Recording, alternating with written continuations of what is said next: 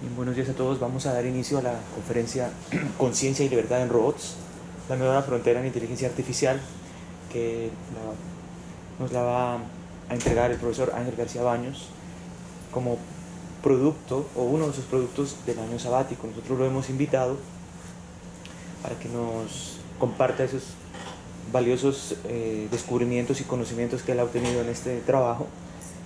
Y además porque existe alguna también parentesco con la teoría clásica de comunicaciones, como Ángel nos va más adelante a explicar. Entonces, sin más, le damos la palabra a Ángel. Muchas gracias. Muchas gracias, Fabio, por la invitación. Pues me da mucho gusto estar aquí.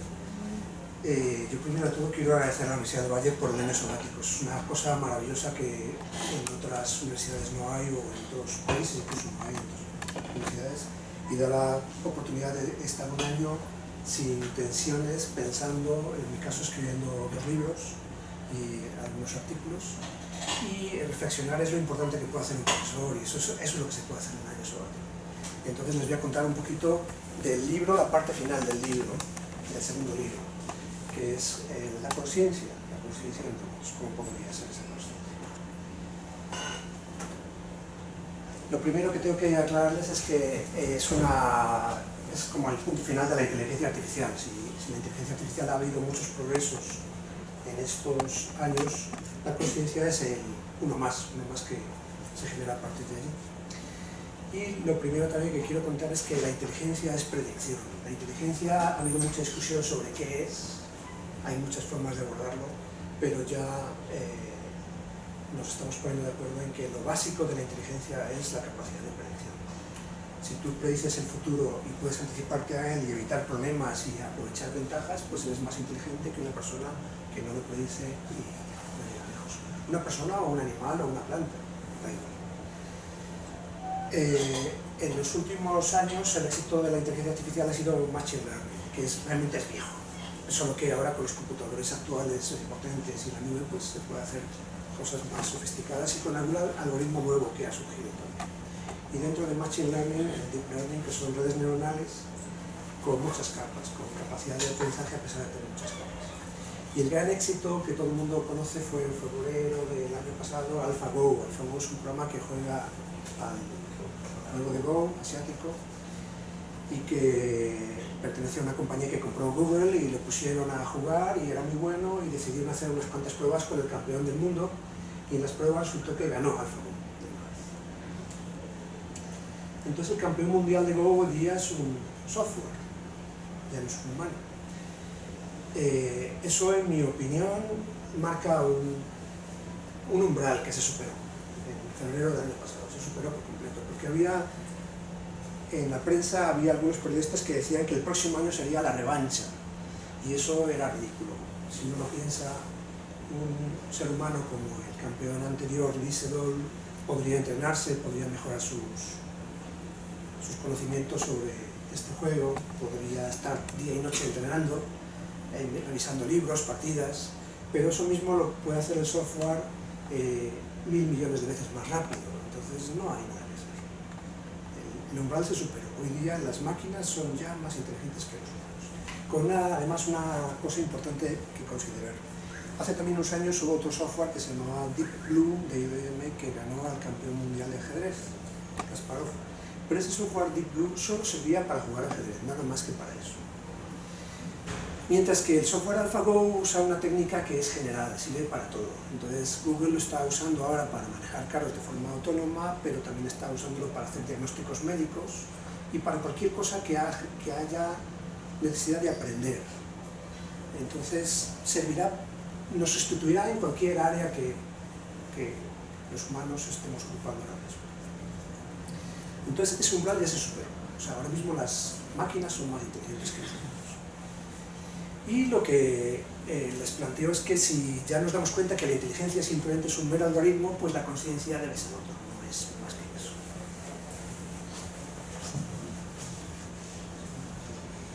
Y de la conciencia, yo estuve durante muchos años en un grupo de investigación en filosofía aquí en la Universidad del Valle, el grupo Mentis, que ya no existe, aunque todavía hay profesores que trabajan en este tema. Y la conciencia, en aquella época, pues uno veía que había varios problemas. La conciencia la pensamos como una cosa difusa, pero realmente los filósofos han sabido distinguir varios problemas, que son más, pero aquí yo solo menciono los más importantes. El problema fácil es la consciencia del entorno, tener un robot que mire y averigüe qué hay allí, cómo moverse, cómo no chocar, ser consciente del entorno. Eso por día se logra.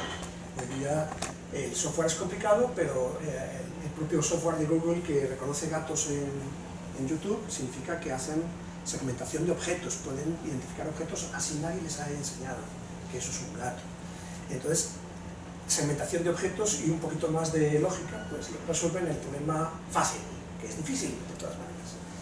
Ahora bien, el problema realmente difícil son estos tres.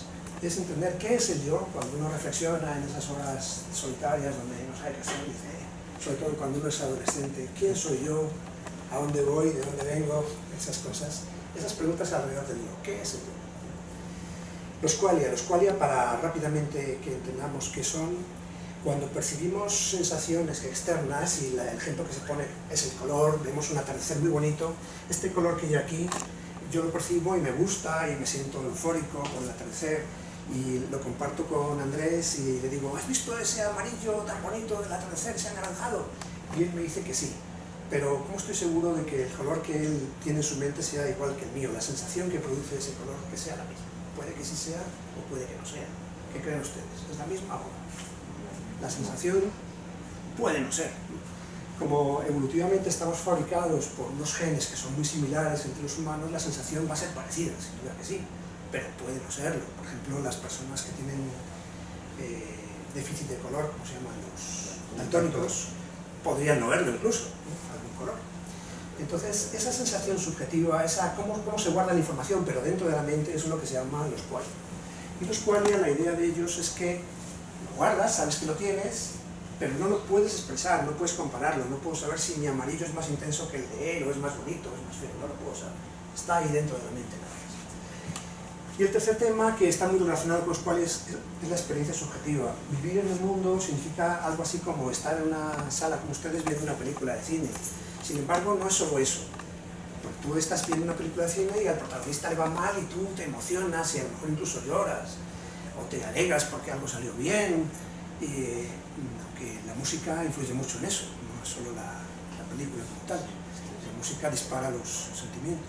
Pero bueno, es algo más. La experiencia que uno tiene viviendo aquí en este escenario y estando aquí dentro es estar dentro de la película exactamente. No es solo estar fuera, que en cualquier momento puedes decir, ya me aburrí y me voy.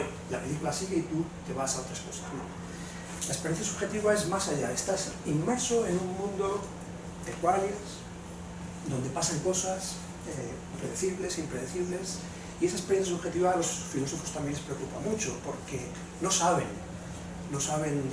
cómo emerge, cómo surge en el cerebro. Entonces,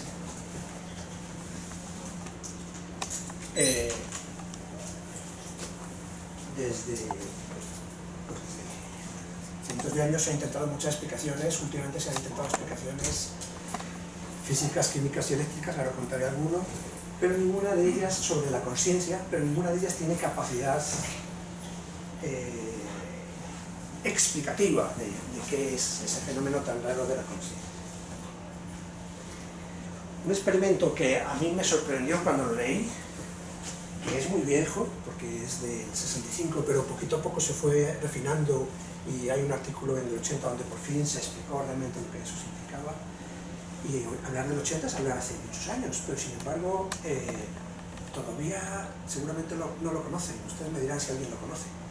Resulta que se han hecho experimentos de poner electrodos en las cabezas de las personas, con su permiso, por supuesto, y monitorizar. Le dicen, por ejemplo, cuando tú desees, levanta la mano. Y entonces la persona de alguna manera indica el momento exacto, mirando un reloj, indica la hora, minutos y segundos exactos donde él sintió el deseo de levantar la mano, levanta, pero los electrodos en el cerebro indican que ocurrió antes. El movimiento inicial de la mano ocurrió antes que él decidiera moverla. Entonces eso plantea un montón de conflictos, sobre todo a los filósofos, porque básicamente lo que viene a decir es que la conciencia no es quien origina los movimientos o las acciones de nuestro cuerpo, que probablemente la conciencia sea solo un observador. que los movimientos de mi cuerpo los decide mi inconsciente, que también forma parte de mí, no hay que alarmarse por eso, porque también hay filósofos que se echan a llorar prácticamente pensando que no tienen control de ellos mismos o que son entes extraños, ¿no? Parten de mí, parten de lo que tengo aquí dentro, solo que no soy consciente de ello, ¿no? La decisión de mover la mano la tomó mi inconsciente y mi parte consciente, mi parte reflexiva se dio cuenta después, medio segundo después. Medio segundo no es ninguna tontería, es algo perfectamente medible con equipos electrónicos. Es mucho, mucho tiempo.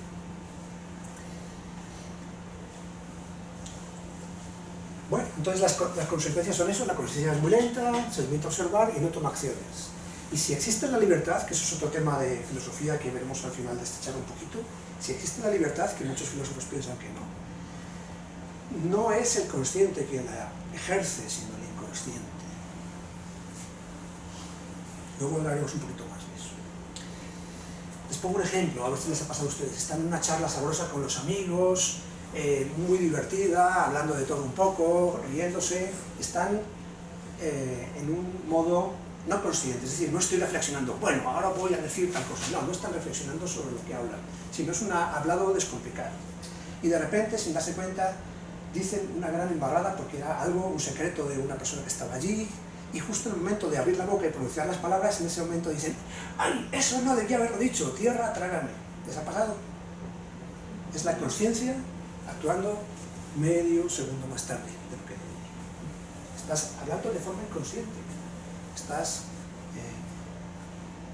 en un entorno fluido donde no tienes prevenciones, de manera que la conciencia está allí apagadita y simplemente escuchando, pero no forma parte del proceso de decisiones de tu cerebro en ese momento. Bueno, pues ese es el experimento, digamos, que a mí me llamó más la atención. Hay bastantes más sobre la conciencia, pero ese es el que más me llamó la atención para reflexionar sobre lo que podría significar esto. Teorías de la conciencia hay muchas, aquí traigo algunas rapiditas. El primero, Descartes, que separa el hardware del software, por decirlo en nuestro lenguaje. El hardware, pues sabemos lo que tiene partes, tiene módulos, tiene el corazón, tiene el hígado, y el software en aquella época se pensaba que era un único módulo, que mantenía todo, es lo que se ha llamado el alma, el espíritu, la mente, ha recibido varios nombres, pero se pensaba que era un único objeto. Con el paso del tiempo, con alguien que me han mencionado aquí, Pinker y otros investigadores, se han dado cuenta que sí tienen módulos, y que cuando uno tiene una lesión en el cerebro puede que un módulo deje de funcionar bien, pero otros módulos siguen funcionando bien. Entonces, poquito a poco, este dualismo se ha ido apagando. Un hito importante, yo estaba hace años, Francis Crick, el descubridor del ADN, también propuso una interpretación de la conciencia, es lo que se llama la hipótesis de los 40 Hz. Se descubrió que hay una onda eléctrica que barre la cabeza continuamente, 40 Hz por segundo, y él pensaba que eso era la conciencia. Sin embargo, como les anticipaba, eso no tiene capacidad causal. Si yo monto un circuito, porque ustedes son electrónicos, monto un circuito que oscila a 40 Hz, ese circuito de repente no va a levantarse y decir: ¡hola, soy yo! ¡Soy consciente! ¿No? 40 Hz no tiene ninguna importancia desde un punto de vista eléctrico. No tiene que sean 40 o que sean 50, da igual. Es decir, que haya una oscilación, da igual. Esto no es lo que genera la consciencia. Probablemente sea lo que se llama un epifenómeno. Es decir, cuando eres consciente y haces ciertas tareas, surge una onda de esas características. Y probablemente lo que se piensa hoy día es que es la parte de integración sensorial. La integración sensorial se hace 40 veces por segundo. Fenómenos más rápidos no los ves, o no los escuchas, no te das cuenta de ellos. Otra persona que ha trabajado con resultados interesantes es Edelman, que ha descubierto circuitos cerrados de neuronas. O sea, una neurona tiene una salida, se conecta a otra, tiene otra salida, y de repente dan la vuelta y vuelven a entrar. Y él pensaba que allí eso tenía que ver con la conciencia, y yo creo que él acierta aquí en eso. Otra persona que pueden ver vídeos en YouTube muy divertidos de él, David Chalmers, piensa que la conciencia, dado que ha pasado muchos años y no hay una explicación razonable de qué es, probablemente la conciencia sea una primitiva de este mundo, de este universo, una primitiva. Igual que hay 4 fuerzas fundamentales, fuerza fuerte, débil, electromagnética y gravedad, pues falta una quinta fuerza que sea la fuerza de la conciencia, y que todo lo tenga, los fotones, los átomos, las montañas, y que en nuestro cerebro se organiza de cierta manera para tener más conciencia, pero que en últimas todo objeto lo tiene. Y aunque suena muy chistoso, a mí me parece muy chistoso, pero la verdad es que es un filósofo respetable, y él tiene su cantidad de gente que lo sigue. Aquí les presento a Daniel Dennett. Daniel Dennett es un filósofo más de mi gusto, tiene libros muy buenos sobre muchos temas, y él lo que dice, primero, no existe el homúnculo. ¿Saben lo que es el homúnculo? Cuando a alguien le preguntan, ¿quién es en tu cerebro? ¿Qué pasa con tu cerebro cuando tomas decisiones? Mucha gente, de forma ingenua, piensa que hay un hombrecito aquí dentro que es el que jala de los cables, que da los botones y toma las decisiones. Es sensato pensar en ello, no es ninguna tontería. Es lo primero que uno piensa cuando piensa de conciencia. Y hay un hombrecito que es el que toma las decisiones al final. El cerebro es un montón de neuronas que me conectan con los músculos, con los sensores del cuerpo, pero el hombrecito, el homúnculo, toma las decisiones. Sin embargo, pues obviamente eso es ridículo, eso nos llevaría a una regresión infinita, porque podríamos preguntar, ¿y dentro del homúnculo quién toma las decisiones? Entonces habría que tener un homúnculito más chiquito, etcétera, etcétera. Eso no lleva a ningún sitio. Y él, pues razonando, él trabaja mucho con ingenieros. Estas personas, los filósofos tradicionales, suelen estar muy aislados del mundo, pero hay otros como Dennett que trabajan con ingenieros, con médicos, con cirujanos, y entonces pueden entender un poquito más las cosas reales. Y lo que dice Dennett es que es todo el cerebro que es distribuido, no hay un núcleo donde no hay una neurona que sea la campeona que tome todo el control. No. El cerebro es distribuido, tiene módulos, cada módulo toma acciones y es el proceso completo de todos ellos que participa de las acciones que tomamos. Y él insiste en algo más, la consciencia es solo una ilusión de perspectiva. No hay una consciencia real, no hay un objeto real en tu cerebro que digas que sí, que eso es consciente. Y específicamente del yo piensa que es una ilusión que da coherencia al discurso. Cuando hablamos, pues es más sencillo referirse al yo que referirse a ese conjunto de átomos aquí formados que tiene una camisa de color verde blanco y un pantalón de tal color. Es complicado referirse así a un objeto, entonces el yo es como una abreviatura. Por otro lado, pues es el que protagoniza lo que sentimos. Los sensores que tenemos de tacto, vista y oído y demás, pues es el que al final lo recibe, así sea una ilusión, es como el objeto, el sujeto. Y por último, evolutivamente hablando, la evolución, que sepan, yo trabajo en computación evolutiva, la evolución que descubrió Darwin es un algoritmo. Darwin descubrió algo que pasaba con los animalitos y las plantas, pero no se dio cuenta que era muy general, sirve no solo para animales y plantas, sino para cualquier cosa. En particular hoy día lo usamos con mucho éxito en software. La evolución es un algoritmo y es muy sencillo. Tienes una población de entes, pueden ser animalitos. Algunos de ellos genéticamente tienen cableadas instrucciones equivocadas. Por ejemplo, si oye un león, se ve una boca abierta así con dientes, y entonces la orden que le dan los genes es avanzar a ver qué es eso. Avanza el animalito, ve qué es eso, el león se lo come y se acabó. Ese gen equivocado no va a tener hijos, ese animal equivocado no va a replicar sus genes en la población, no va a tener hijos. Mientras que otro que tenga un gen, pueden ser genes al azar, un gen que diga, cuando oigas un rugido y veas una boca abierta, sal corriendo en dirección contraria. Ese sí va a tener más hijos. Entonces eso genera un filtro donde los algoritmos que funcionan mejor para un entorno dado sobreviven y se copian y salen más copias similares al original, y los equivocados desaparecen. Entonces el yo también tiene importancia porque en caso de peligro es lo que hay que salvar, ¿no? Desde el punto de vista genético. Bueno, y pues Dennett también dice lo que les comentaba antes, que qualia y experiencias subjetivas son solo efectos secundarios, no saben el de qué, pero son cosas sin importancia que genera nuestro cerebro, igual que cuando un computador trabaja y computa, genera calor. El calor no es el cómputo, pero obviamente podríamos, detectando cuánto calor se genera, podríamos detectar si está computando mucho o poco. Mucho más se puede hacer, ¿no? Pero el calor es un epifenómeno del computador. Pues es la misma idea. Las experiencias subjetivas son un epifenómeno del cerebro humano. Y mi propuesta, juntando todo esto, mi propuesta es que la conciencia es algo computacional. Y me baso en lo que dice Dennett, solo que yo lo trato de aterrizar, porque Dennett, a mí me parece genial su propuesta, solo que no explica los porqués, no dice cómo fabricar uno, no dice cómo hacerlo. Mientras que con esta línea sí se podría empezar ya a pensar en cómo fabricar software consciente. Entonces son tres ideas. Esta está publicada ya, esta está en proceso de publicación y esta saldrá, las tres saldrán en el libro del año sabático. Esta está publicada en Lecture Notes of Computer Science, que es un artículo que está público en Google Books, de manera que si quieren, ahora vemos el enlace, lo pueden leer. Y lo que digo es que yo solo es un objeto matemático, completamente un punto fijo. La segunda es que los qualia y experiencias subjetivas son códigos de criptografía sin inversa. Y la tercera, que la conciencia es la burocracia del cerebro. Al final, os he visto grosso modo qué es lo que hace la conciencia, solo es burocracia.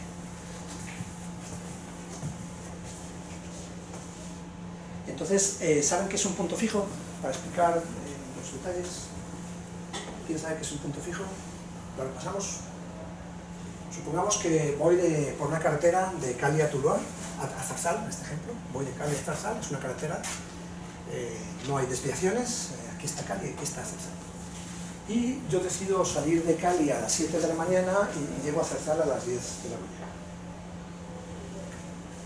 Al día siguiente hago el recorrido inverso, salgo de Zarzal a las 7 y llego a Cali a las 10. En ambos recorridos no llego a velocidad constante, puedo frenar según hay tacos, puedo acelerar según me dé la ventolera de pisar el acelerador, puedo parar un ratito a descansar, de manera que lo hago a mi ritmo a la ida y lo hago a mi ritmo al regreso.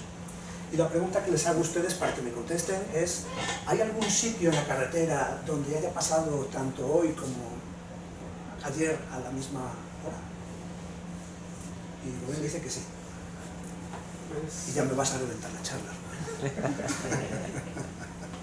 Pero bueno, espera, ¿alguien más ve si hay un punto fijo? ¿Hay un punto? Si lo hace infinitamente, pues ¿O es poco probable? No, es una carretera de, pongámosle, 30 kilómetros. No, creo que se hace el viaje infinitamente. No, solo un recorrido una Que vez. la tercera opción no se hiciera, o sea, que se fuera a la misma velocidad. Si vas a la misma velocidad está claro que sí, hay un Y punto. no para, Sí. entonces ahí habría Ahí un sí. punto fijo. Pero en los demás casos, dado que la velocidad es variable, es muy improbable, ¿verdad? Pues bueno, a ver, cuéntales. Independiente de la velocidad que hay, ¿no? Sí. Puedo suponer que hay una persona que va y otra que viene. Hay que encontrar. Y cuando encuentren ese punto. Perfecto, muy bien, eso es bueno, así es. Entonces vamos a verlo en un gráfico. Este es, por ejemplo, mi ida de Cali a Zarzal, salgo de Cali, como hay un taco muy grande, este es el eje de espacios, este es el de tiempos. Hay un taco muy grande, eso quiere decir que me muevo poquito espacio en mucho tiempo, voy despacito. Luego ya cojo carretera y ya voy muy deprisa, luego aquí me paro a almorzar y luego ya termino el recorrido y llego a Zarzal a la hora prometida a las 10. Al día siguiente hago lo contrario, salgo de Zarzal y hago otras cosas distintas. No me paro a almorzar, acelero, freno, depende del tráfico y llego, salgo de Zarzal a las 7 y llego a Cali a las 10. Y como bien dice Rubén, si superpongo ambas, en algún punto se cortarán. ¿En qué punto? No sabemos. Depende de las velocidades, dependen de las anécdotas de cada día, pero inevitablemente se cortarán. Eso es lo que se llama en matemáticas un punto fijo. Un punto fijo uno puede probar que existe, pero no sabe nada más. Es simplemente un punto fijo. Esa es la idea de punto fijo que quiero llevarles a que reflexionen. Pero no es el único punto fijo. En matemáticas y en computación hay muchos puntos fijos, de las cosas más insospechadas. Por ejemplo, si yo tuviera una pila de papeles aquí, cojo el primero, lo arrugo, hago cualquier cosa con él y lo vuelvo a dejar en la pila, en cualquier sitio de la pila, la pregunta es, ¿hay algún punto del papel que permanezca a la misma vertical, que no haya cambiado? ¿Por qué? Al fin y al cabo eso queda con un desorden y todo, y alguno de ellos tiene que estar en la misma posición. Pero sí. Al ponerla a sí mismo, de alguna manera tiene que haber algún punto que siga en la posición ¿Y inicial. es capaz de demostrarlo matemáticamente? Realmente la existencia, como usted dijo. Es Pero muy fácil demostrarlo no. Es muy fácil de demostrar matemáticamente, aunque no vamos a hacerlo ahora aquí. Pero sí, la respuesta sí, al menos hay un punto que no se ha movido de la vertical. Y es un punto fijo también. Es básicamente coger el papel y al arrugarlo, proyectar la sombra sobre el papel sin arrugar. Y de nuevo, el papel sin arrugar, volverlo a arrugar, y esa sombra proyectada es más chiquita, se contrae. ¿Me explico? Entonces al contraer, proyectas de nuevo la sombra hacia abajo y es un área pero más chiquita. como el papel no lo has roto, lo has arrugado, el área es conexa, o sea, no hay puntos de ruptura. Es siempre cada vez más pequeñita, hasta que converge a algo. Puede ser un punto, una línea, una superficie, pero al menos hay un punto allí que no se ha movido del sitio. ¿Les parece raro esto de los puntos fijos? De hecho, un teorema, ¿no? Sí, es el teorema de Brouwer, de funciones contractivas. Sí, exacto. Hay un teorema donde explica matemáticamente cuándo va a darse un punto fijo. Pero en general, ¿les llama la atención los puntos fijos? ¿Les sorprende lo de la carretera de Cádiz-Zarzal? ¿Suena como extraño? Tal vez uno no lo habría pensado con ese enfoque, Pero suena razonable ahora que se ve. Bueno, y el tercer ejemplo que se me ocurre es una bola peluda. Hay más ejemplos, en el libro tengo alguno más. Tienes una bola con pelo, más pelo que yo, y la tratas de peinar. Peinar en este contexto significa que los pelos no choquen así, sino que vayan paralelos o casi paralelos. Esa es la idea de peinar una bola. Se puede peinar una bola, imaginemos una bola de una pelota de tenis con mucho pelo y quiero con un peine peinarla. ¿Se puede peinar una bola?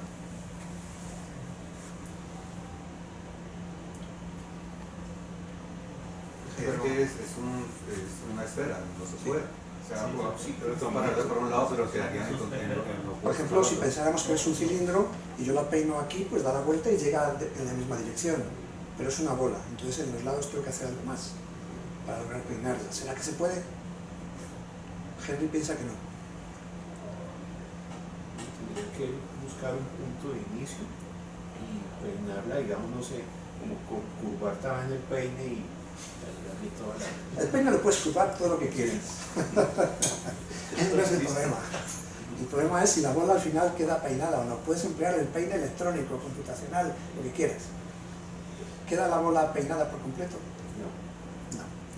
Hay al menos un punto que no está peinado, donde los pelos chocan entre sí, llegan perpendicular o así, digamos, unos a otros. Y esto tiene consecuencias en un tema tan extraño como la relatividad general en los agujeros negros. Y se puede demostrar matemáticamente también. Lo que quiero decirles de todas maneras es que los puntos fijos son extraños, generan en general, a ustedes quizás no tanto porque son ingenieros, pero a la gente común un punto fijo le genera bastante perplejidad porque es algo sorprendente. ¿Cómo puede ser que de Cali a Zarzal esté en el mismo sitio? Y por más que les muestres el gráfico, se rascan la cabeza y cuando expones el siguiente ejemplo, se rascan la cabeza el siguiente y el siguiente y el siguiente. O sea, es difícil entender un punto fijo. Esa es la cosa. Bueno, para ponernos más en contexto, quiero contarles otro artículo que también me impactó mucho. Realmente el artículo lo oí después, esto venía en un libro de Hawkins. Hawkins ha diseñado un cerebro artificial que está en internet, ya hemos trabajado con él, ya hemos hecho una tesis de grado, y él tiene un libro que se llama On Intelligence, sobre la inteligencia, y comenta que el cerebro humano, el córtex, que es la manta superior, la última capa, que es unos 2 milímetros de alto, de grosor, ese cerebro humano tiene una estructura, una arquitectura neuronal muy repetitiva. Y es lo que ellos aprovechan para hacer su cerebro artificial y funciona bastante bien además el de Hawkins. Esa estructura consiste en unas columnas corticales que llaman, esto es el neocórtex. El neocórtex lo tenemos principalmente los humanos, los animales inferiores no tienen. Y son millones de columnas y son unas columnas con unas cientos de neuronas y todas hacen lo mismo. O sea, es el mismo algoritmo que empleamos para ver, la parte visual está aquí atrás, que para escuchar, que está a los lados, que la parte donde tomamos decisiones que está aquí, que para entender la conversación que está por acá, etc. Es el mismo algoritmo. La misma estructura de hardware se emplea para todas esas funcionalidades. Y ya se sabe que lo que hacen esas columnas corticales es predecir. Y ahí es cuando a mí se me iluminó una bombillita. Porque, como les comentaba, predecir es lo básico de la inteligencia.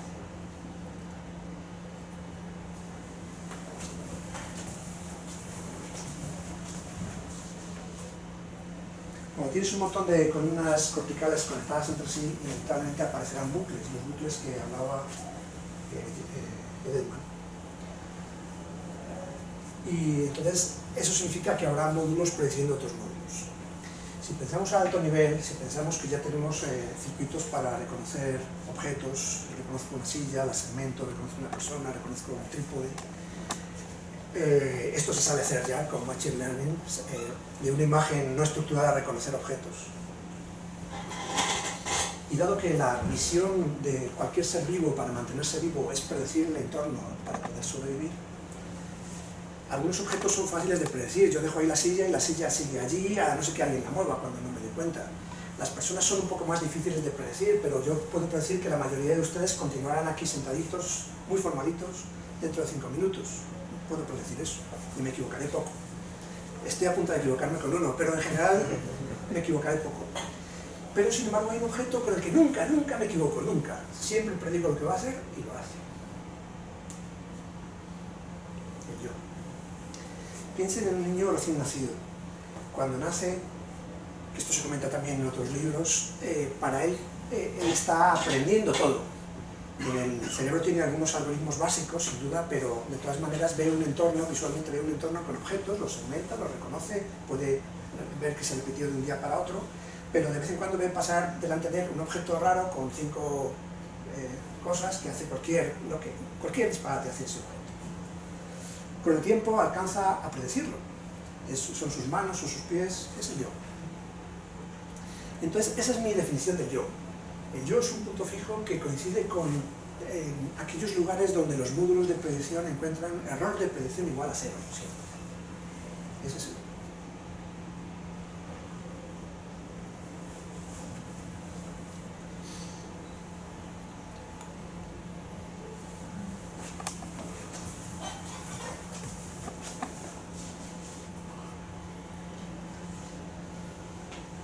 Cuando tienes muchos módulos es casi que inevitable que haya ese punto fijo, pero no es obligatorio porque estamos hablando de biología, puede haber fallos y probablemente eso dé lugar a enfermedades, que haya varios yos o que no haya ninguno, podría ocurrir, porque las funciones las que hablábamos contractivas tienen que ser continuas y el cerebro no es continuo, es un punto discreto. Hola. ¿Qué tal?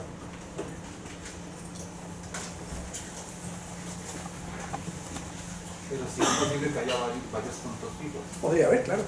Entonces, yo no soy médico, pero me imagino que puede haber esquizofrenias que dependan de eso. Tienes varias personalidades porque tienes varios puntos fijos.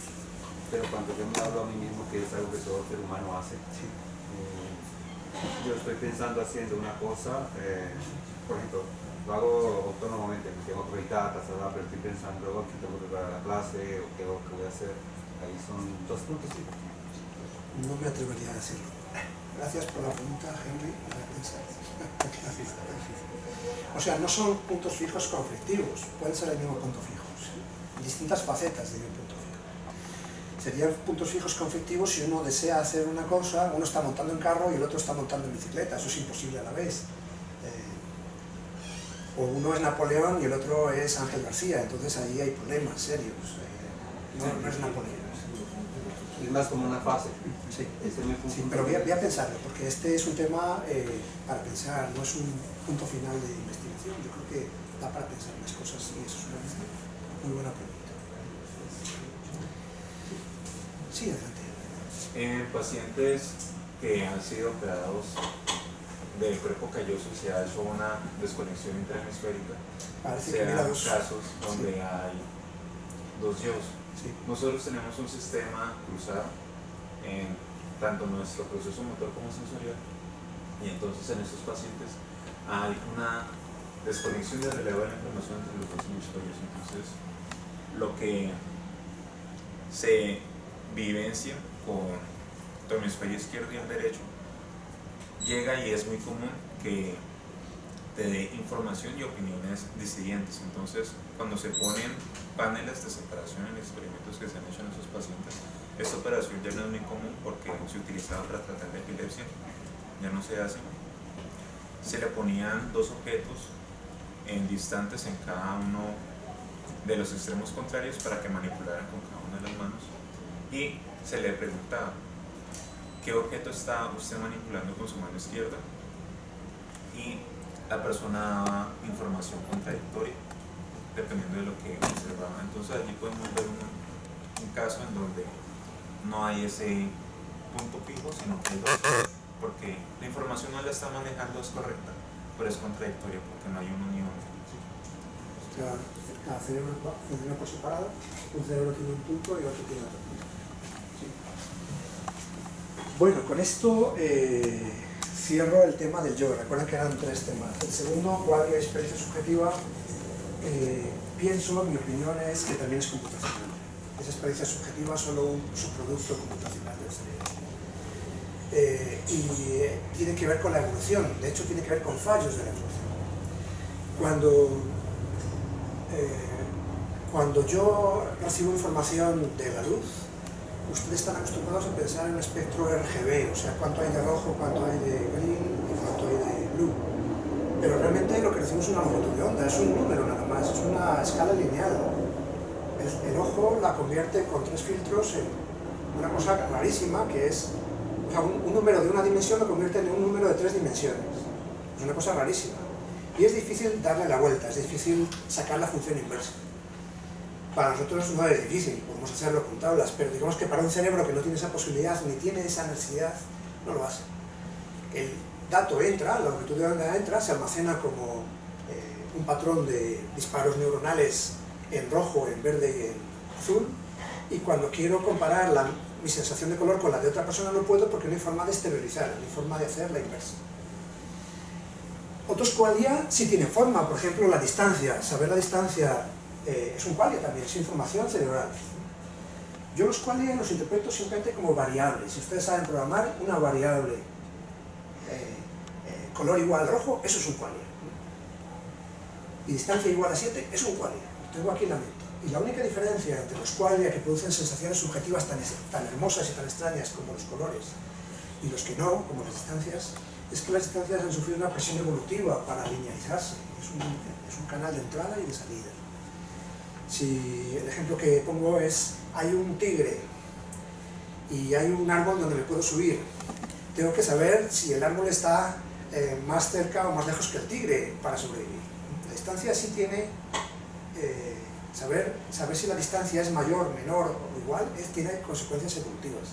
Pero saber si las rayas del tigre son más intensas en amarillo que las hojas del árbol no vale para nada, no vale para sobrevivir. Entonces, la evolución ha hecho énfasis en ciertas variables de estado cerebrales para linealizarlas y por tanto que sean de entrada y salida, y no ha hecho ningún énfasis porque no merecía la pena con otras como el color, como tener hambre, como estar enamorado o cosas así, porque no tenían sentido de supervivencia compararlas con otros. No digo que no tengan sentido de supervivencia, sino que no me hace falta para nada sacarlas de nuevo para afuera. Y digamos que algorítmicamente lo que yo planteo es esto. Tenemos unos sensores que entra, la información entra, la procesamos, la guardamos en memoria, recuperamos recuerdos, procesamos más, guardamos, etc. Aquí tenemos todos los bucles que ustedes quieren. Y esto lo podemos hacer con un robot y lo hacemos hoy día ya. Pero si al robot le colocamos un módulo de encriptación de manera que la información entra, y aquí se almacena encriptada, yo la manipulo encriptada, pero como está encriptada no puedo sacarla para compararla con la de otros robots, ese robot va a decir que tiene experiencias subjetivas.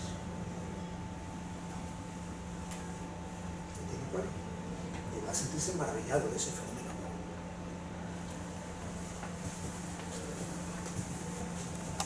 Y no lo va a entender. Va a ver que puede manipular cosas, puede manipular información, pero no entiende por qué. ¿La razón para encriptar cuál sería? Que no pueda sacarla de nuevo. La información entra. Encriptar me refiero no a criptografía dura RSA de 1024 bits, sino simplemente cualquier función que sea difícil de invertir. Tú la distancia de alguna manera la codificas en tu cerebro como un patrón de disparos que después la puedes invertir. Puedes decir, era así de alto el pez que cacé, el pez que pesqué, era no sé qué. Puedes sacarla de nuevo para afuera. Pero el color no puedes decir, era así de amarillo, no puedes explicar el color. El color nunca hubo una necesidad de convertirlo hacia afuera. De hecho, el color, fíjate que el color es una longitud de onda. Tú no tienes forma de decir, este naranja de aquí son 450 nanómetros. Tu cerebro no tiene esa información. Tu cerebro la perdió al traducirla a bandas rojo, verde y azul. Pero voy a pensar que si la luz es primitiva, ¿cierto? Un número. pero cuando ya la tengo encriptada es información compuesta. Sí, Y para poder obviamente son descifrarla, patrones de disparos neuronales. sí, para ser más densa, ¿cierto? Necesita encriptarla y obviamente tiene que ser la subjetiva y tener su mecanismo para poder extraer de ahí. ¿Tendría su sentido? Sí, bueno, tú dices necesitas encriptarla y yo lo que te digo es no, al revés. Tú no necesitas encriptar nada, lo que pasa es que la evolución es perezosa, solo funciona si tiene un incentivo de supervivencia. Entonces, la información de la luz entra, se codifica de una manera muy extraña, que es lo que yo llamo encriptar, y se almacena. Como no tiene necesidad uno de diferenciar o de comparar mis colores con los tuyos para ver si tu color amarillo fue más peligroso que el mío y cosas así, no tiene esa necesidad.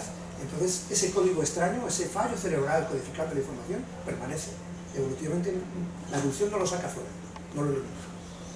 Mientras que en otros casos donde sí tiene sentido comparar información por razones de supervivencia, la evolución hace que sea fácil después tu patrón eléctrico que tengas allí almacenado para distancias o para algo importante, que sea fácil después volverlo otra vez a sacar afuera verbalmente o como sea.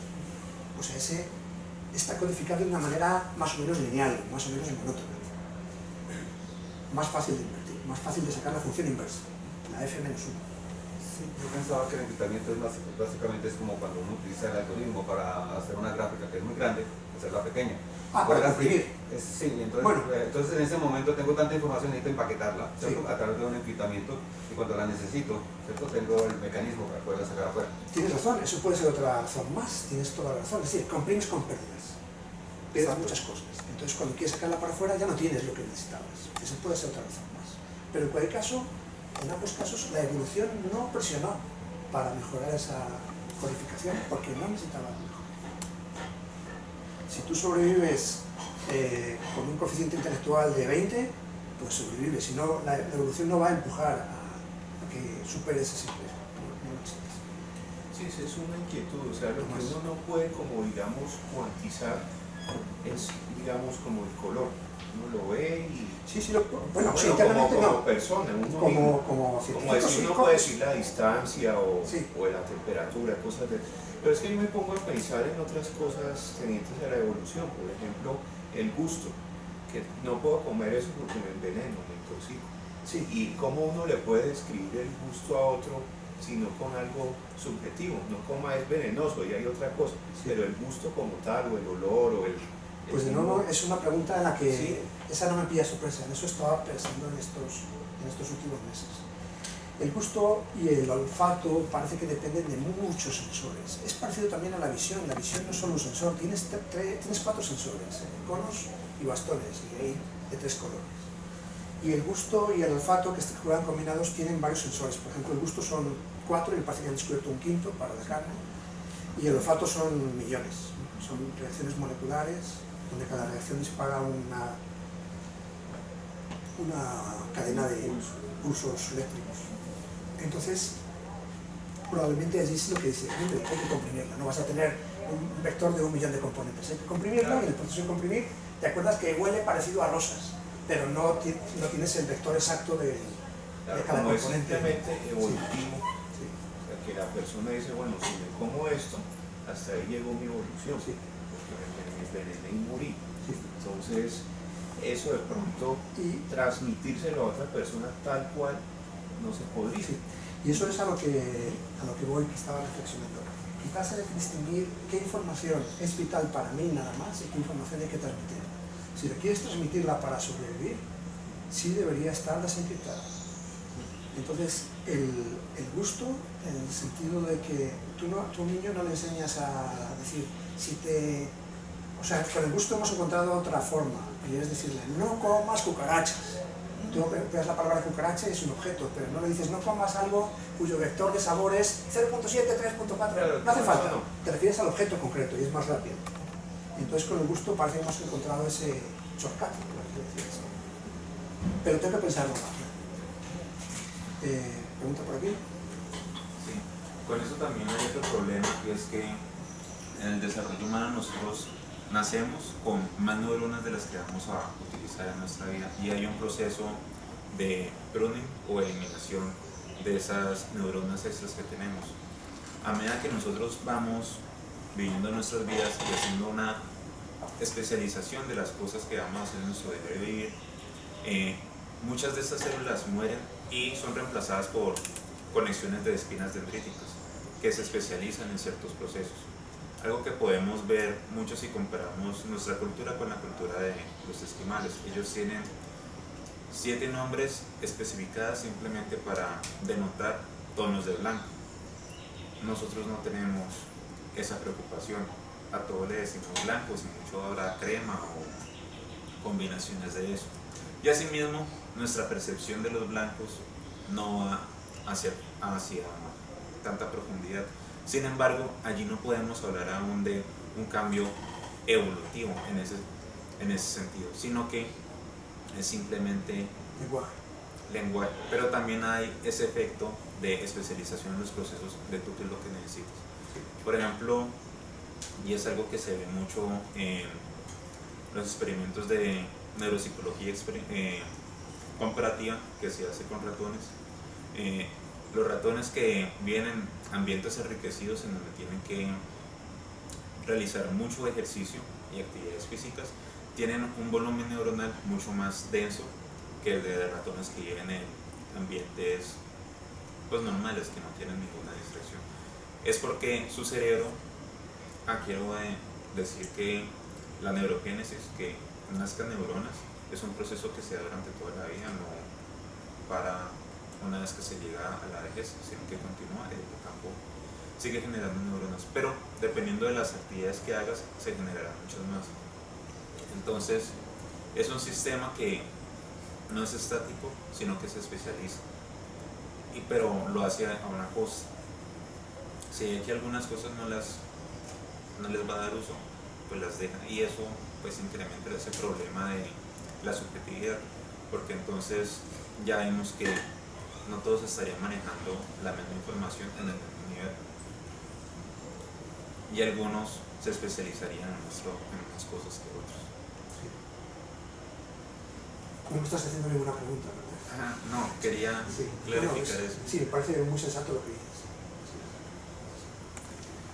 Por allá. No solamente quería mencionar lo que habían dicho, me parece que hay que distinguir cuando hay una barrera del lenguaje, es un problema de comunicación, que no tenemos de pronto las palabras para expresar algunas cosas que sin embargo sí somos capaces de reconocer o comparar.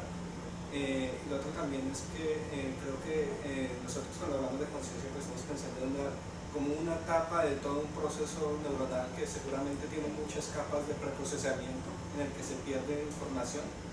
Entonces seguramente por ejemplo, cuando vemos cosas, no nos llegan ni siquiera de pronto los datos en bruto que decimos RGB, no son como píxeles, realmente tiene que haber mucho preprocesamiento, y pues por eso también se explica, por ejemplo, que seamos fáciles de engañar con trucos visuales, porque pues finalmente no, esas etapas intermedias pues están perdiendo algo de información. Sí, estoy de acuerdo. Entonces, es lo que ya está muy preprocesado, entonces pues, y además la barrera del lenguaje pues, y otras barreras, entonces con mayor dificultad vamos a poder expresar verbalmente una experiencia subjetiva. Sí, pero fíjate por ejemplo que el asunto de las distancias, allí no tenemos ninguna codificación rara, extraña. Tú puedes apreciar distancias por temulación de los ojos o bien porque te mueves para ver cómo cambia el paralaje, y puedes sacar un estimativo de distancia que vale en tu mundo real, no es algo mágico como el color. ¿Por qué el color es mágico? Hay gente que no tiene percepción de la distancia. Sí. Bueno, puede haberla también, por supuesto. Puede haber fallos neuronales de todo tipo.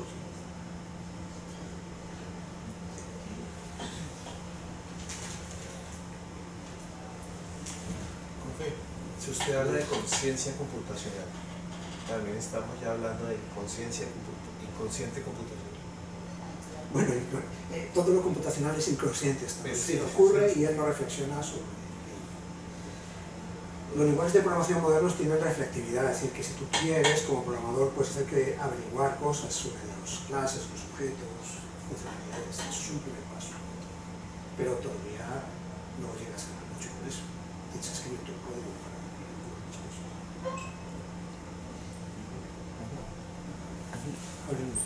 ¿Qué haría falta para que el robot, el cerebro de Google, tuviese conciencia? Sí. pero en términos prácticos. Sí, yo creo que falta un poquito. Es lo mismo que hablábamos antes de empezar la charla, la conciencia en sociedades humanas. Las sociedades humanas como grupos también empiezan ya a tener conciencia. Y básicamente lo que requiere es tener módulos de predicción que se predigan unos a otros, que afinen sus comportamientos y que se reconozcan de repente. Por ejemplo, el tercer tema que comentaba es que para mí la conciencia es solo la burocracia del cerebro.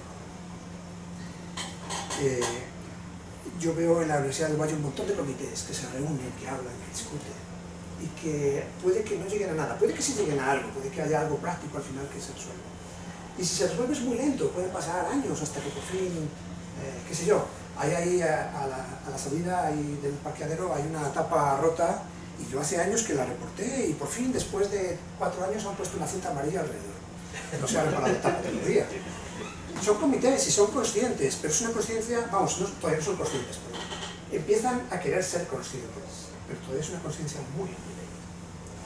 Entonces, ¿cuándo ocurrirá eso? Cuando haya módulos que ellos mismos se autoidentifiquen, cuando dentro del robot los módulos internos de él puedan predecir, no porque tú le hayas programado que al ejecutar tal comando se va a mover la mano, sino que él reconozca que la mano se mueve al hacer ciertas acciones y el error de predicción es cero. Mira, en el contexto de reconocimiento de imágenes, incluir esta componente disminuiría ese peso que supone entrenar redes neuronales o cosas parecidas. A lo que tiende hoy día la inteligencia artificial es hacer el proceso sin supervisión, que eso me parece que es un acierto. Es decir, a sacar al humano a decir, has acertado, sigue adelante, te has equivocado, retrocede, al proceso skinneriano de premio y castigo. Eso, el reconocimiento de gatos en videos de YouTube se hace sin supervisión. Sin entrenamiento. Sí, entrenamiento sí hay, pero es un entrenamiento de él mismo con él mismo. Google acaba de sacar ahora, hace unos días, AlphaGo 0, si lo habrán leído en internet, que es lo mismo, pero algoritmos más rápidos, más finos y más optimizados para aprender sin información externa. Y en muy poquito tiempo, no recuerdo ahora, era 3 algo, yo cada vez tengo peor memoria, no sé si eran 3 segundos o 3 días, pero en un tiempo muy poquito, AlphaGo 0 ganó al AlphaGo original, partiendo de cero, es decir, no tenía esa información que dices tú, no tenía ninguna información, simplemente jugaba AlphaGo 0 contra él mismo, uno ganaba, otro perdía, entonces eso es un proceso evolutivo. El que ganaba sacas copias con variantes de él, lo pones otra vez a jugar contra él mismo y poquito a poco va creciendo en complejidad y en información que la genera él mismo. Y en muy poquito tiempo ahora es el más potente software para jugar algo, batió al campeón anterior que era software. Entonces eso ya es. ¿Cuándo van a lograr que sea consciente el software? Pues nosotros vamos a trabajar en eso, por supuesto. No te digo que sea trivial. Yo creo que ya con esto ya está asentado cómo hacerlo. Pero llevarlo finalmente a la práctica, a tirar el código y a poner las clases y los punteros, hay que pensarlo también un poquito. Ahora, Google ya ha dado un paso interesante, no sé si son ellos conscientes de eso o no, pero esos softwares de Deep Learning son complicados de afinar y son complicados de diseñar. Y lo que han decidido hace un par de meses es que sea el propio software quien les ayude en las recomendaciones para generar nuevo software para mejorarlo. Entonces ya han creado un bucle. Software generando software de inteligencia artificial. De allí podría también surgir la conciencia. ¿El lenguaje cómo surge? El lenguaje es un tema distinto. No me lo he preparado. Hay varias teorías. Una de Pinker dice más o menos, a ver qué lo piense. Y a mí me gusta mucho. Bueno, el lenguaje tiene varios aspectos. Uno es que como sociedad consigues más que viviendo solo. Y como sociedad tienes que sincronizarte, tienes que decir que si quemo una piedra entre varios, hay que decir a la 1, a las 2 y a las 3. O sea, el lenguaje tiene ese valor de sincronizar socialmente. Muchos animales tienen lenguaje. Hoy día se sabe que los delfines, los chimpancés y demás tienen lenguaje sofisticado, aunque todavía no lo entendemos en detalle, pero bastante se entiende ya. Y las hormigas tienen un lenguaje químico, no es hablado, pero lo tienen, y tienen sus frases, por así decirlo. Y ahora que me acuerdo de la teoría de Dennett, que no es de él, pero él la explica muy bien en algunos de sus libros, dice que En algún momento dado, cuando éramos todavía proto-homínidos, teníamos los cerebros separados, no estaba ese cuerpo calloso. Y que entonces hay una zona del cerebro que es la que controla el habla, que ahora no me acuerdo si es la zona derecha o la izquierda, y hay otra que es la analítica, la que genera el discurso. Entonces se comunicaban en una sola dirección, me parece que era de izquierda a derecha, creo recordar. Entonces, cuando el humano necesitaba, como era unidireccional la comunicación de izquierda a derecha, esto es solo una teoría, de hecho es una especulación, pero a mí me parece muy bonita, porque resuelve varios problemas. Como tiene una parte del cerebro que está aislada y la otra es la que genera acciones en el mundo, al menos acciones verbales, la única forma de comunicarte que tienes hacia atrás era con el habla, o sea, una comunicación externa de la boca hacia el otro, hacia la oreja. Esa es la idea así iluso. Y que con el tiempo, pues obviamente se internalizó, se volvió interno, aunque de todas formas seguimos hablando con nosotros mismos. Bien sea, hay personas que hablan verbalmente, es decir, las ves hablando y están escuchándose ellas mismas. Hay otras que hacemos el proceso, si somos más intelectuales, solemos estar hablando con nosotros mismos continuamente, aunque en voz, con la boca cerrada, pensando nada más. Pero es un diálogo que mantenemos con nosotros mismos, o sea que eso suena como razón. A lo mejor ya es muy tarde. Ya son las 12, no me demoro ya mucho más. Quería comentar que la consciencia es lenta, pero probablemente pueda servir de entrenamiento para el inconsciente. Esta es mi visión. O sea, yo creo que sí tenemos libertad. De la misma manera que un arquero de fútbol, si a ustedes nunca han jugado al fútbol, les ponen a parar un penalti, no hay nada que hacer. Porque si yo empiezo a calcular por dónde viene el balón, tengo que lanzarme a tal velocidad, me voy a pegar un golpe, tengo que preparar la mano así, ya me han marcado el gol hace rato, mientras tomo la decisión. La conciencia es lenta. Pero nada impide que meses antes me entrenen, conscientemente. Le pido a ese chico, por favor, tírame el balón hacia allá, y yo me entreno a tirarme hacia allá, luego hacia allá, ahora hacia donde quieras, y yo poquito a poco voy entrenándome, conscientemente, porque tengo tiempo de sobra, tengo más de ese medio segundo. Entonces la conciencia sí está a cargo nuestro, en el sentido de que somos responsables de nuestras acciones, no tanto en el momento, sino en cómo nos entrenemos para afrontar acciones futuras. Por ejemplo, yo a mis estudiantes les digo que hacen muy bien en venir a la universidad porque están conscientemente entrenándose para mejorar su futuro. Esta no es la última, aunque lo parece. Quería comentar que la Luna no es un queso, eso se sabe ya hace mucho, la Tierra no es plana, y lo que quiero resaltar es que el cerebro no es mágico tampoco. Y de la misma manera que sabemos que la Luna no es un queso y sin embargo es bonita, y yo sigo mirándola por telescopio y me emociona, y sabemos perfectamente cuánto pesa, cuánto mide, cuál es la órbita, qué velocidad tiene, etc. Sabemos todos los datos de ella, pero sigue siendo bonita. Pues el cerebro no es mágico, pero sigue siendo un artefacto, un objeto muy bonito e interesante. Y lo último que quiero comentar es sobre la libertad. ¿Será que tenemos libertad al final? Pues este es otro tema que también trabajo en el libro de una manera rápida, pero creo que es la única forma razonable de trabajar. Es que los filósofos, si uno lee libros de filosofía, pues están muy divididos sobre si tenemos libertad o no. Es decir, si ese consciente ejerce la libertad o si es que, dado que nuestro cerebro está formado por átomos y los átomos responden a la física, si los átomos chocan, pues se conserva el momento y rebotan de cierta manera. Es decir, todo es predecible. Entonces, ¿tenemos libertad o no? Esa es la pregunta que se hacen los filósofos. Y muchos de ellos piensan que no tenemos libertad. Y yo trato de hacer una propuesta ingenieril de qué es la libertad, porque los filósofos piensan que el universo es determinístico, y a lo mejor tienen razón. Puede que el universo sea determinista, es decir, que siempre se pueda predecir, si tienes todos los datos, puedas predecir siempre qué va a pasar con él. Pero a pesar de eso tenemos libertad, porque la única forma que tienes de definir la libertad es midiéndola, como ingenieros, como científicos. Uno no puede especular sobre cosas que no tienes manera de medirlas. Entonces la libertad es un concepto relativo al observador, igual que la inteligencia. Si han oído hablar del test de Turing, es un test que es relativo al observador. Pues la libertad se le puede hacer un test similar al de Turing. Y la definición mía de libertad es que un ente, sea una persona, un robot o una planta, tiene más libertad cuanto menos puedas predecirlo.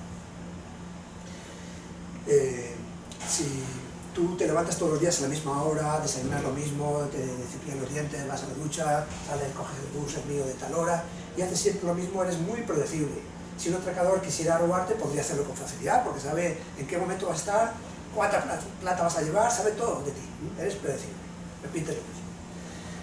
Nosotros somos bastante predecibles, conforme las sociedades humanas se hacen más grandes, definitivamente vamos perdiendo libertad, es así. Pero de todas formas tenemos un cierto terreno donde en vacaciones hacemos lo que nos da la gana, dentro de lo legal, y los fines de semana también. O sea, tenemos cierto ámbito de libertad.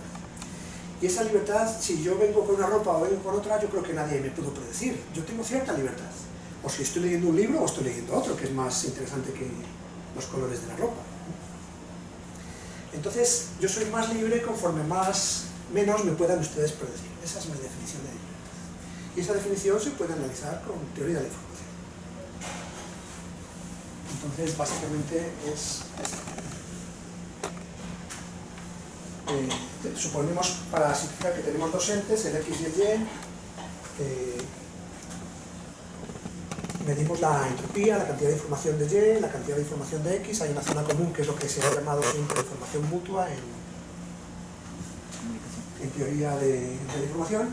Y esa información mutua es lo que el ente X sabe de Y y también es lo que el Y sabe de X. Es lo predecible, esta zona es la predecible.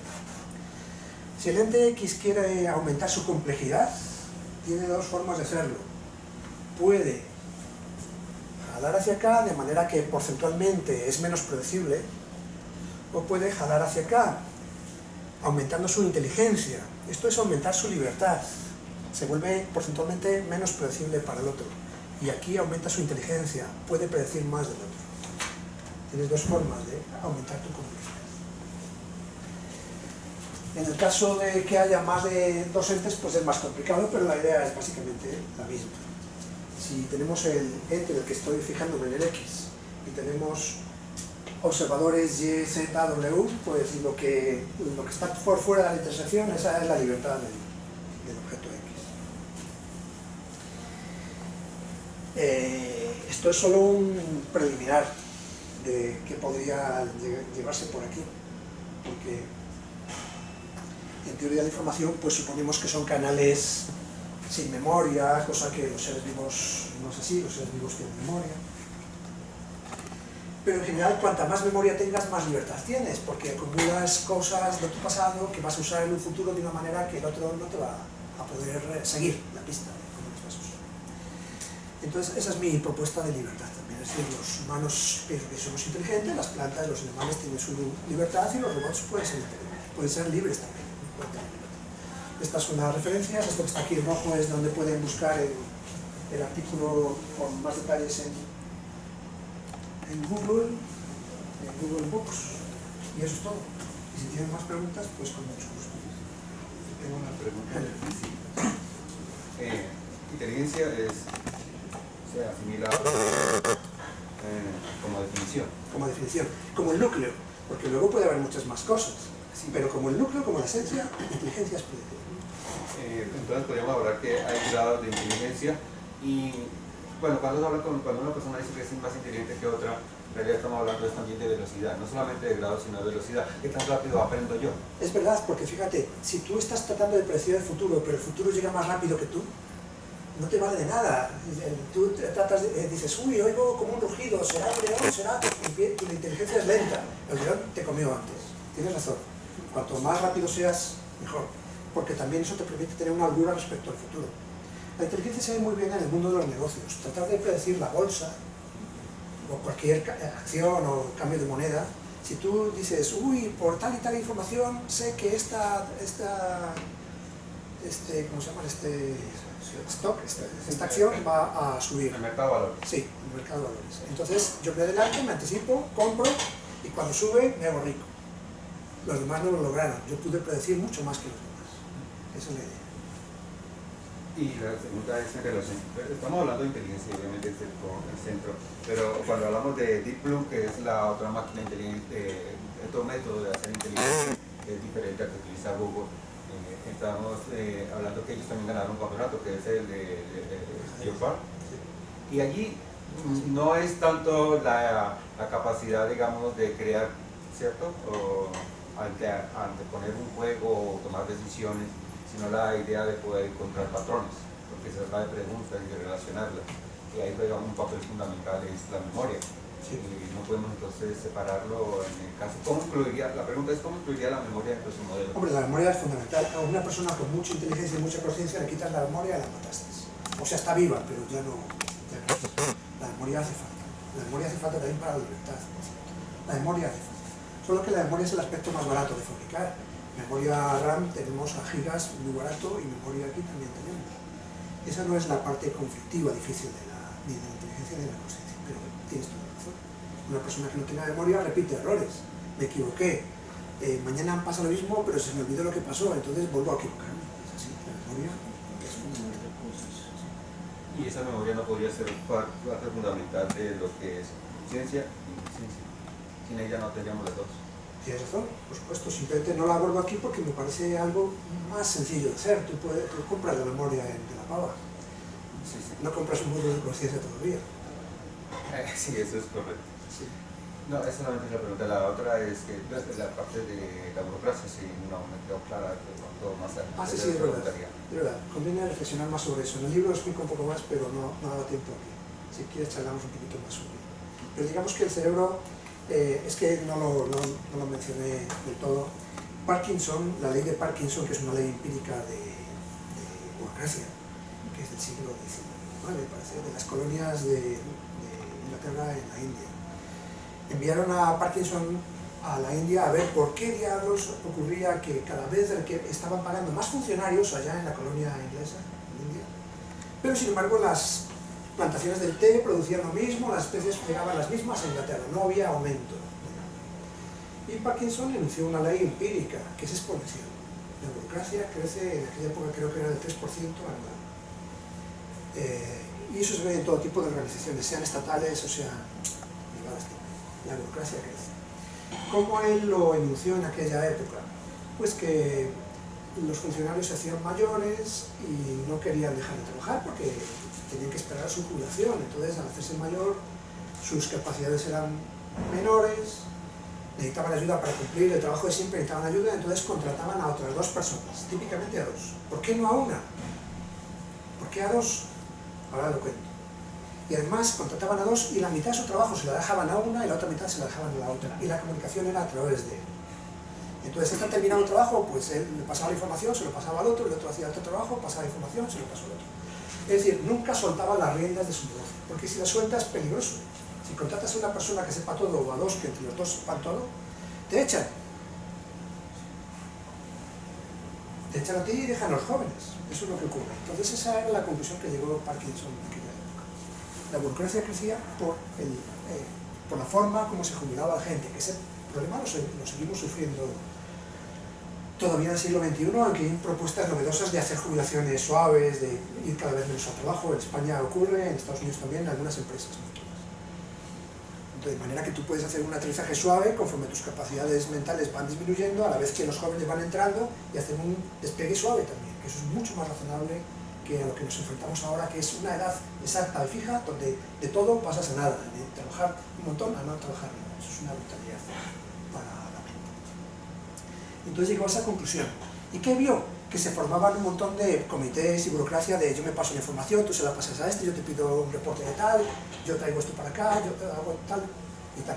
Eso mismo lo vemos en la Universidad del Valle, es la experiencia que tengo yo, he estado muchos años de jefe de distintas unidades y programas, y uno ve que la vida se pasa en los comités, pasamos información, pidiendo requerimientos que al final no producen más estudiantes. Es decir, quizás hagan ciertas cosas, quizás logren algo, pero al final no se producen más estudiantes por hora o por semestre, digamos. No hay más graduados por eso. Entonces, ¿esa burocracia es mala? No, yo no diría que sea mala, pero hay que entender lo que es. Es el sistema entendiéndose a sí mismo.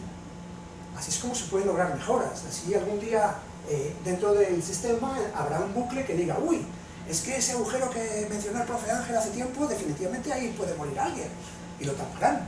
Algún día dará lugar a ese tipo de conciencia, a un cierto nivel.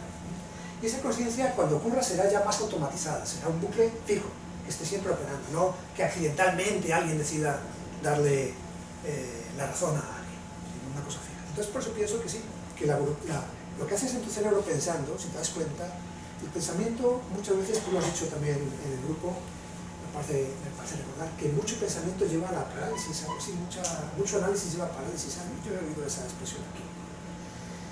Eso ocurre con la conciencia. De forma evolutiva, la conciencia es un estorbo muy grande. O sea, si tú eres un tigre, no necesitas pensarte mucho, tienes que saltar a comerte lo que pase por delante. La conciencia es un lujo evolutivamente hablando. El cerebro se come el 30% de la energía, me parece, de lo que comemos, el 30% va al cerebro.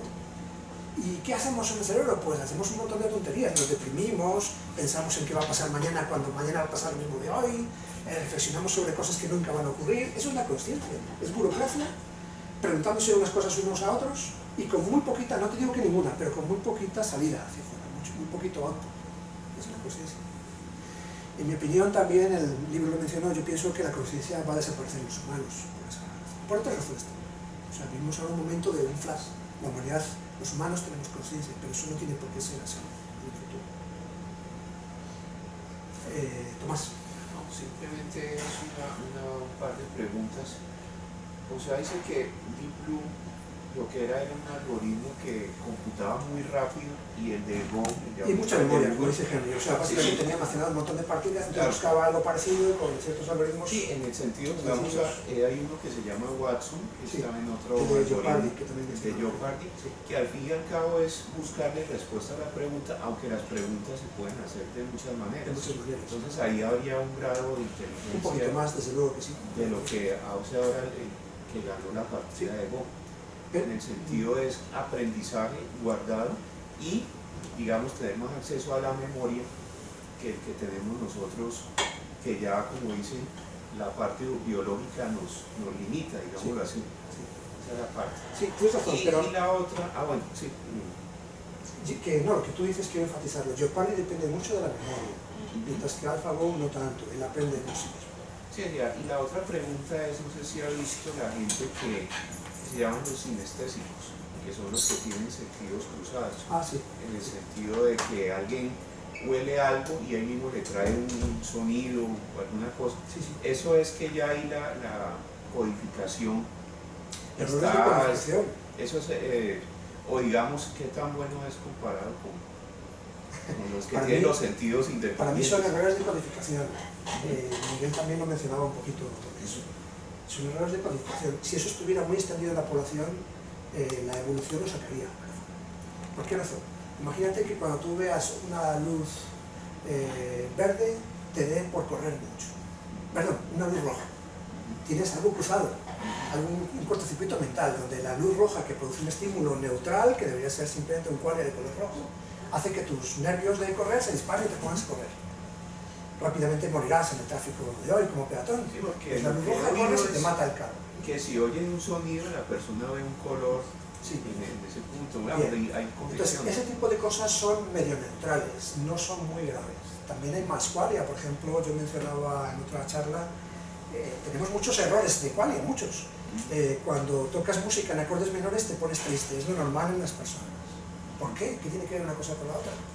Qualia es que en colisión, cuál es que se mapean en zonas de memoria singulares. Pero si eso fuera evolutivamente peligroso, la evolución lo habría sacado. Pues allí es muy útil en las relaciones sociales, en el entendimiento del tono de voz, algo que se ha vuelto muy popular en estudios animales con perros, cómo ellos perciben el tono y cómo se les habla, independientemente de la información que se les está dando. Entonces, hacer esa asociación entre nuestro sistema límbico sentimental y la información auditiva que obtenemos es muy útil, pero solamente debido al tipo de sociedad que hemos formado, aparte de esa asociación. Ahora me imagino que si todos tuviéramos esa sinestesia de audición y color, entonces nuestra sociedad hubiera evolucionado intentándole dar un uso distinto a eso. Pero en esta que tenemos, pues sí parece muy neutral.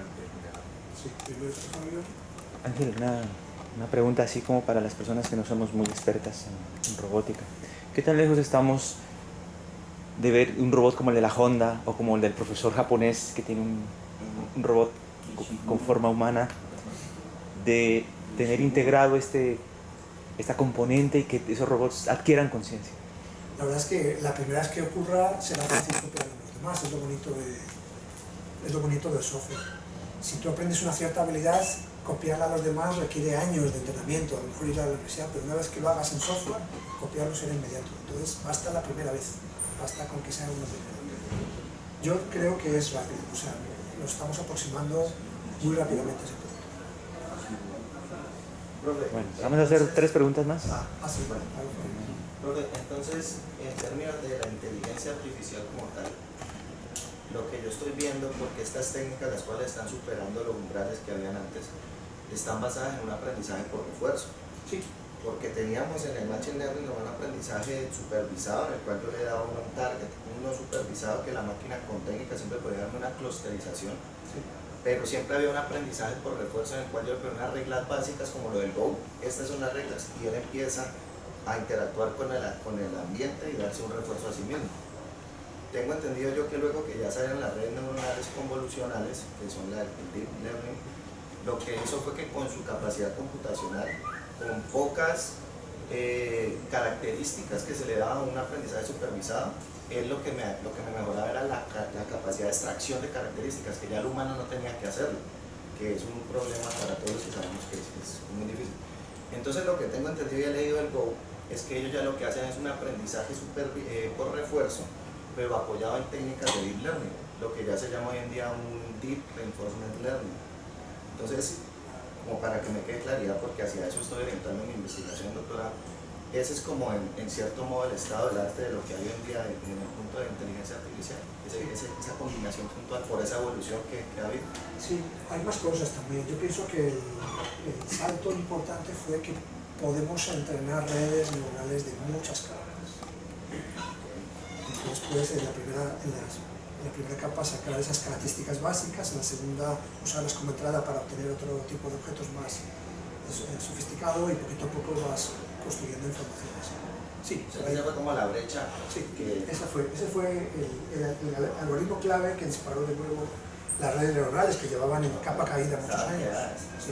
Porque a uno le tocaba ponerse a voltear con el número de neuronas, el número de capas, ya él prácticamente lo va haciendo solo. Sí. Y entonces cuando esa arquitectura la ponemos en un paradigma distinto como es el aprendizaje por refuerzo, es que obtenemos estos resultados. Sí. Porque es el con el mismo.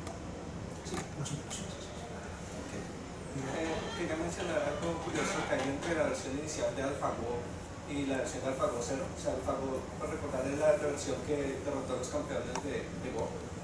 Y la 0 es la que finalmente se entrenó únicamente consigo misma y que supera ampliamente a la anterior.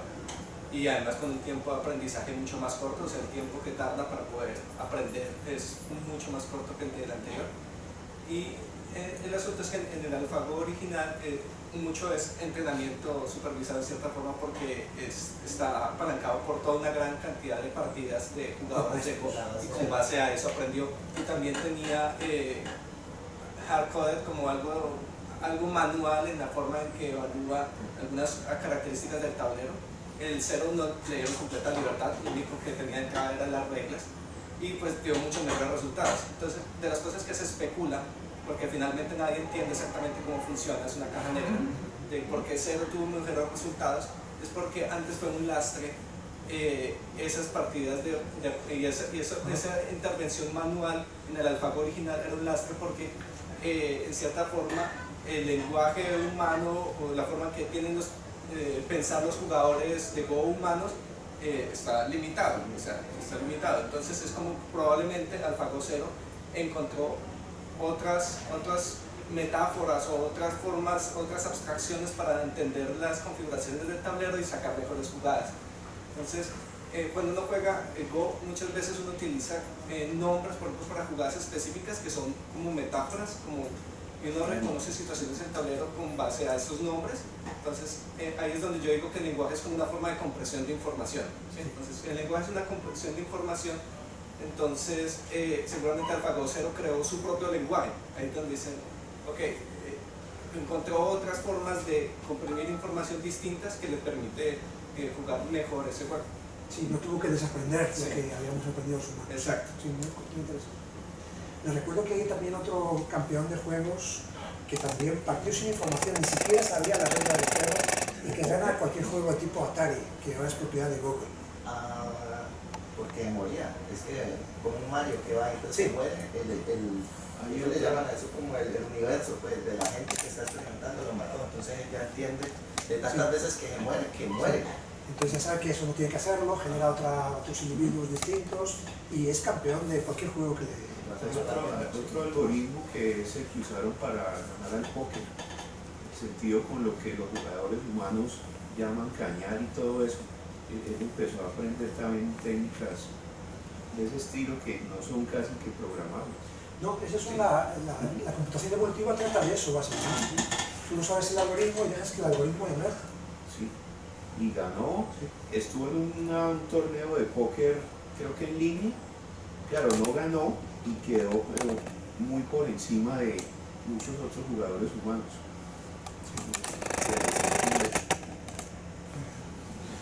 Una pregunta.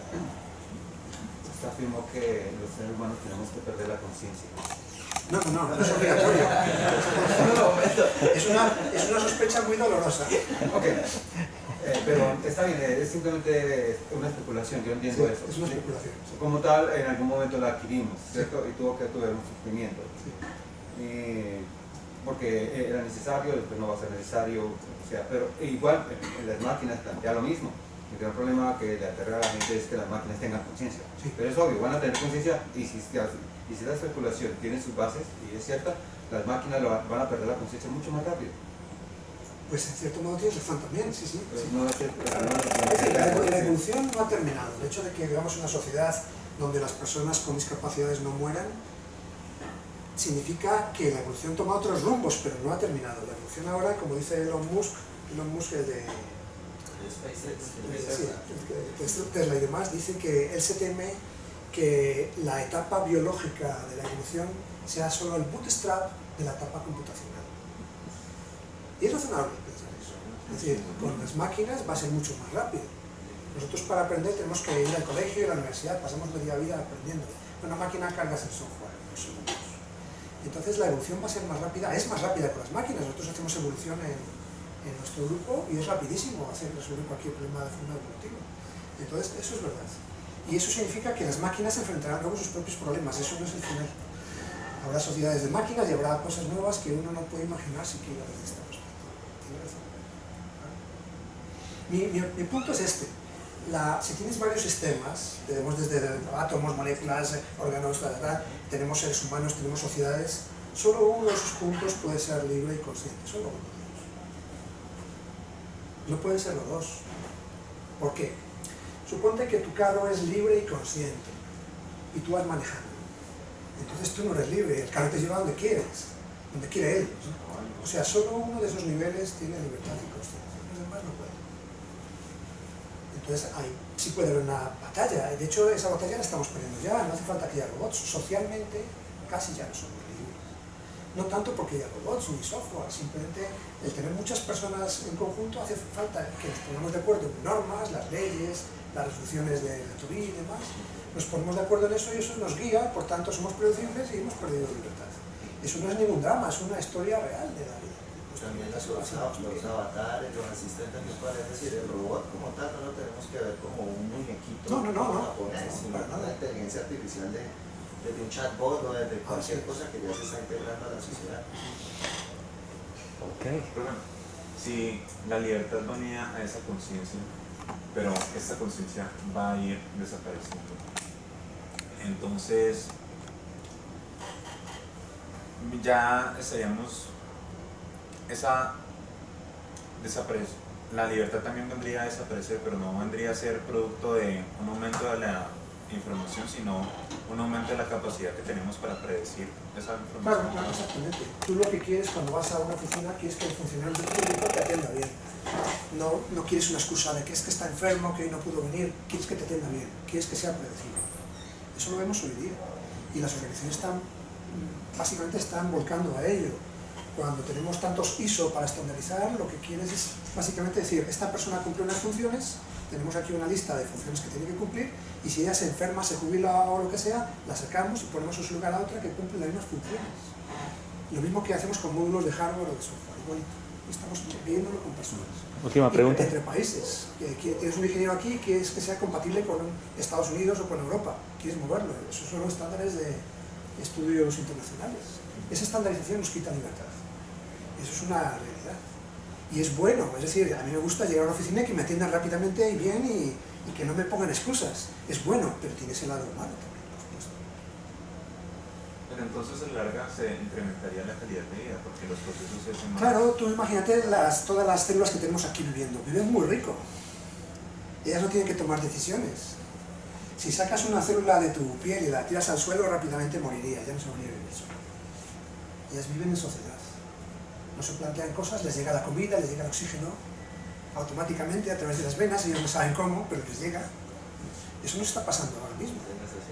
Muchas cosas nos llegan a la casa, compras algo en Amazon y te llega a la casa misteriosamente.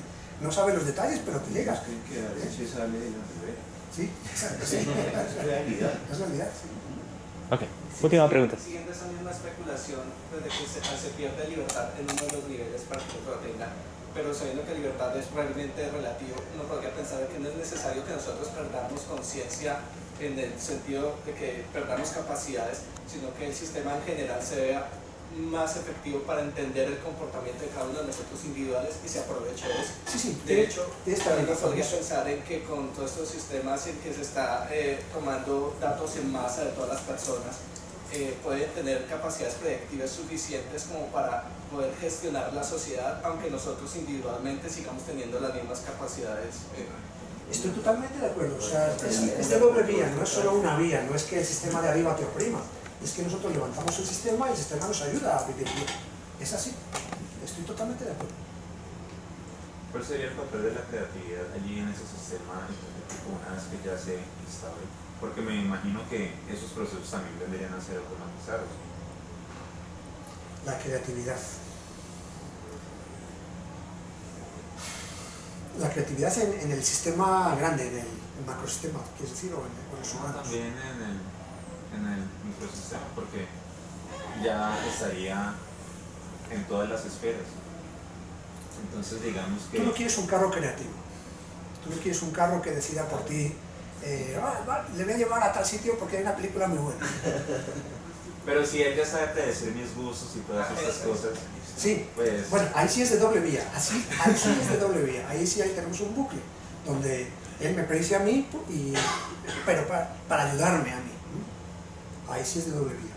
Aunque también está el problema de que es una retroalimentación y si precisamente lo que se habla ahorita con el efecto de las redes sociales, por ejemplo, que afectan el sistema político, es porque también pueden influir a nosotros, a nuestros propios pensamientos y influir finalmente en nuestra toma de decisiones. Entonces podríamos estar pensando que tenemos libertad para elegir algunas cosas cuando pues, esa idea ha sido inyectada. Sí, así es. Uno lo ve en las elecciones últimas en Estados Unidos y en otros países que pasan cosas sorprendentes. Cuando uno encuentra cosas sorprendentes probablemente es que haya mecanismos ocultos, no necesariamente conspirativos en absoluto, sino un superorganismo tomando ya sus propias decisiones. Pero por ejemplo en ese caso... Que son los que menciona Miguel. Se dio mucho lo de las fake news, que fueron ejemplos prácticos de manipulación de la información y de la opinión pública. Sí. Acá pues como tenemos en cuenta de que lo que estamos haciendo es para nuestro propio bienestar, eso no sería una preocupación tan grande si lo hacemos desde el principio con esa ideología. Sí. Pero entonces, si el carro ya conoce mis gustos... Claro, pero eso está pasando ya. Tu celular te avisa de que hay tráfico por acá, vete por allá. O sea, eso está ocurriendo ya. Estamos asistiendo a la transición. O sea, estamos ya dentro de eso. No hay nada nuevo. Cada vez será más y más en el mismo sentido. O sea que no sería tan indeseable que él sea creativo. Yo no lo veo como una amenaza. Simplemente veo que todo va a cambiar. La sociedad cambia. Ahora, yo no lo veo una amenaza. A mí me encanta cuando Google me hace publicidad afinada a mí. Afinada. Genial. Me dice, esto está barato y es bueno. Es lo que necesitaba. Sé que lo necesitas. Perfecto. Eso me parece genial. Que filosóficamente estamos perdiendo libertad, es verdad. Pero yo no me siento mal por eso. Eso ya depende de cada uno. Ahora, fíjense también que es terrible que una persona que piense que está perdiendo libertad y que trate de combatir el sistema la va a rechazar. Es decir, las personas inadaptadas van a ser mucho más inadaptadas ahora, mucho más. Inevitable. Pero creatividad para mí es, lo que dice la palabra es crear. Y se esperaría que las máquinas tuviesen la capacidad de crear, anteriormente decía, una pieza musical, bueno, lo que sea. Crear.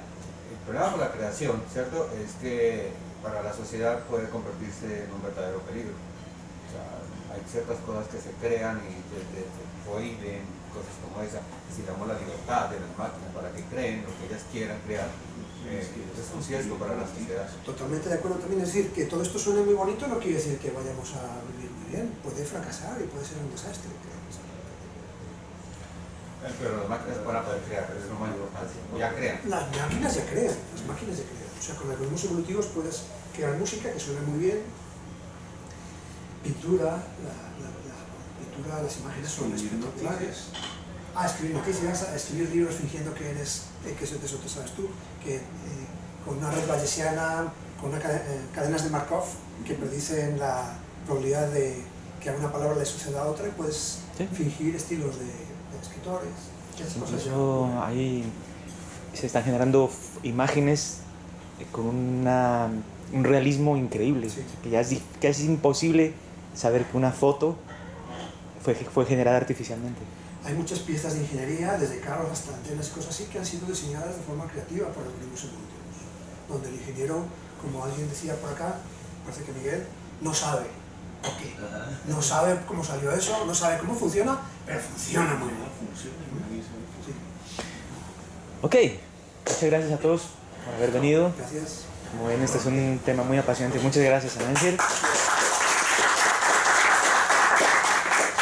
Y nos encontramos en otra oportunidad. Muchas gracias.